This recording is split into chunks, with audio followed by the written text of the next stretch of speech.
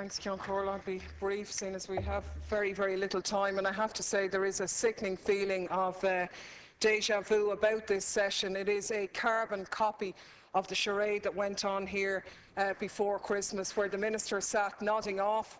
This side of the House was allowed vent its spleen a bit. Nobody was present from the government benches, and then they came in like sheep later on to foist the original bill on us. And here we are again, only a matter of weeks after this. And I have to say it is galling to have been here on Friday and see a line of backbenchers, particularly Fine Gael ones, shedding crocodile tears about houses in Dublin or houses with pyrite or people on low incomes.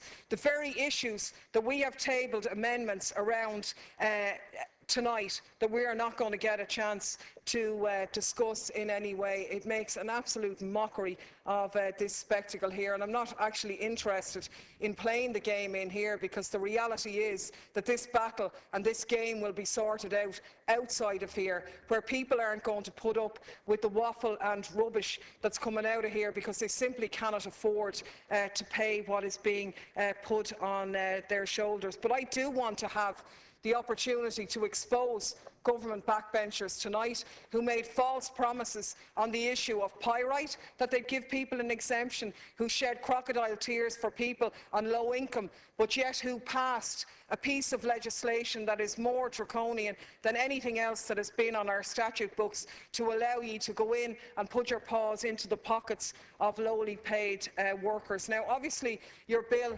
tonight is designed to take some of the sting out of the original proposition, but I have to say it fails miserably in that regard, precisely because it makes no reference whatsoever to ability to pay. And the very reason why he fought an election with a manifesto which said, don't vote for us and we won't bring in a home tax, because people who own homes can be asset rich but cash poor, or they can be young people struggling with negative equity. And all of these people you've rewarded by them voting for you by imposing the opposite of what you said you would do. Now, we have tabled motions tonight to take account of those people and to exclude them from the net. Obviously, we don't agree with a home tax at all. It is patently unfair, particularly when you had many other avenues. You could have increased corporation tax just a tad.